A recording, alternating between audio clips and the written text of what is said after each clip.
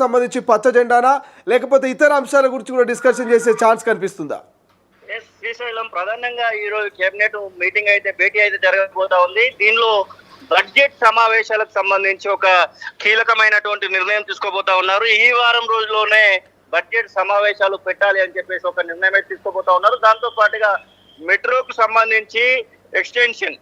సంబంధించినటువంటి ఎక్స్టెన్షన్ విషయంలో కూడా అటు సికింద్రాబాద్ నుంచి ఏదైతే జేబీఎస్ ముందున్నటువంటి మెట్రో స్టేషన్ నుంచి మేడ్చల్ వరకు కూడా మెట్రోను పొడిగించాలని ఇప్పటికే రేవంత్ రెడ్డి అనుకున్నటువంటి సందర్భం. దాంతో పాటుగా అటు శంషాబాద్ వరకు కూడా మెట్రోను పొడిగించాలని అనుకోవడం, ఈ రెండు విషయాలపైన కూడా ఈ రోజు కీలకమైనటువంటి నిర్ణయం తీసుకోబోతా ఉన్నారు. దాంతో పాటుగా రైతులు దాదాపుగా 2-3 నెలలుగా ఎదురు చూస్తున్నటువంటి ఒక విషయం ఏంటంటే రైతు భరోసాకు సంబంధించినటువంటి విషయంలో కూడా ఈ రోజు కీలకమైనటువంటి నిర్ణయం తీసుకోబోతా ఉన్నారు.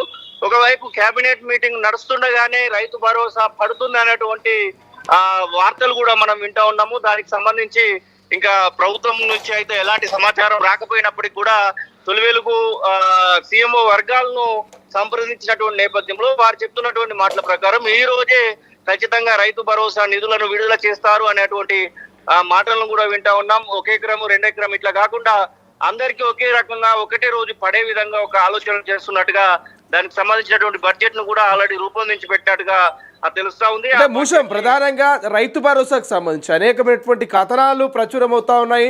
ఇటు మెయిన్ స్ట్రీమ్ మీడియా కావచ్చు, డిజిటల్ మీడియా కావచ్చు, సోషల్ మీడియాలో కావచ్చు.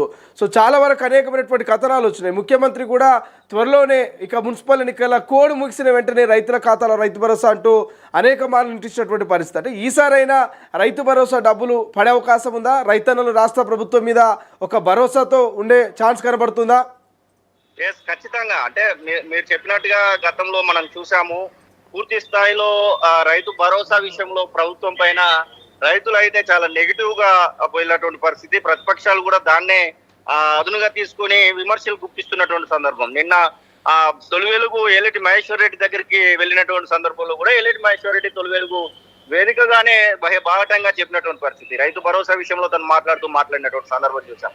ఇట్లా చాలా వరకు రైతు భరోసాకు సంబంధించినటువంటి విషయంలో మాత్రం రైతులు అలాగే ప్రతిపక్షాలకు కూడా ఇది ఒక అవకాశంగా దొరికింది కాబట్టి దాని నుంచి ఖచ్చితంగా ప్రభుత్వం బయటపడాలనే చూస్తా ఉంది. దానిలో భాగంగానే రైతులకు ఖచ్చితంగా నిధులను విడుదల చేయాలని చెప్పేసి కూడా ఆలోచిస్తున్నట్టుగా. అంటే ప్రధానంగా మూసం అంటే ఎందుకు రాష్ట్ర ప్రభుత్వం రైతు భరోసా విషయంలో ఆలస్యం చేస్తుంది? నిధుల కొరత అనుకోవాలా, లేకపోతే మున్సిపల్ ఎన్నికలు మొన్నటి వరకు ఉండే అందులో బిజీ అనుకోవాలి? అంటే ఏ కారణం చేత?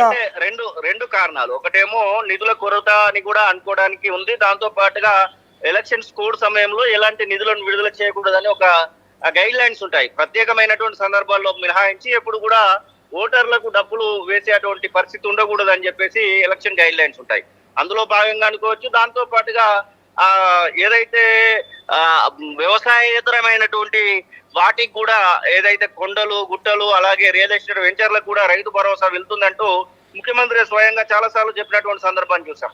సో అలాంటివి కూడా ఏరువేత కార్యక్రమాన్ని కూడా చేపడతామని చెప్పినటువంటి సందర్భంలో అలాంటిది కూడా కొద్ది సమయం అయితే తీసుకుందని చెప్పుకోవచ్చు. దాంతో పాటుగా ఈ రోజు కేబినెట్ లో ప్రధానంగా అవుట్ సోర్సింగ్ ఉద్యోగులకు సంబంధించినటువంటి విషయంలో దాదాపు 4 లక్షల నుంచి 4,50,000 మంది ఉద్యోగులు ఉన్నటువంటి వారి విషయంలో కూడా ఒక బోర్డును ఏర్పాటు చేయాలి అనేటువంటి ఆలోచన చేయబోతున్నట్టుగా కూడా తెలుస్తా ఉంది. ఈ రోజు కేబినెట్ లో దానిపైన ఒక కీలకమైనటువంటి నిర్ణయం తీసుకోబోతా ఉన్నారు. ఇన్ని రోజులు ఉన్నటువంటి ఏజెన్సీల కట్టడిని చేయడానికి, ఏజెన్సీలను పూర్తి స్థాయిలో నిర్మూలించేటువంటి ప్రభుత్వం చేయబోతుందని వార్తల్లో అయితే చూస్తూ ఉన్నాం. మరి దానికి సంబంధించి కూడా ఈరోజు ఖచ్చితమైనటువంటి ఒక ఆలోచన చేయబోతున్నారు.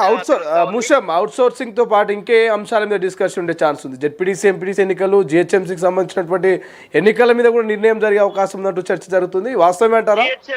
జిహెచ్ఎంసీకి సంబంధించి 3 కార్పొరేషన్ల విషయంలో కూడా ఈ రోజు ఒక నిర్ణయం తీసుకోబోతా ఉన్నారు. 3 కార్పొరేషన్లను ఏర్పాటు చేయడము, దాంతో పాటుగా జిహెచ్ఎంసీ ఇప్పటికే ఫిబ్రవరి 10వ తారీఖు వారికి సంబంధించినటువంటి పదవీ కాలం కూడా ముగిసింది. ఈ యొక్క కొత్త బాడీ అనేది మళ్ళీ ఏర్పాటు చేసినటువంటి అవసరం అయితే ఉంది.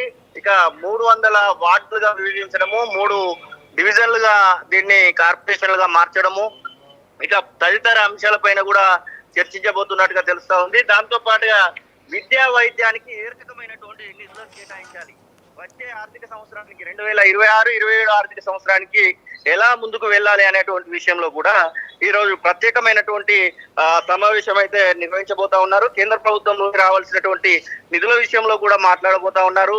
నిరుద్యోగులకు సంబంధించినటువంటి విషయంలో జాబ్ క్యాలెండర్ విషయంలో ఇప్పటికే నిరుద్యోగులు ప్రభుత్వం పైన గుర్రుగా ఉన్నారు కాబట్టి వారి విషయంలో కూడా డిస్కస్ చేయబోతున్నట్టుగా తెలుస్తా ఉంది. శ్రీశైలం.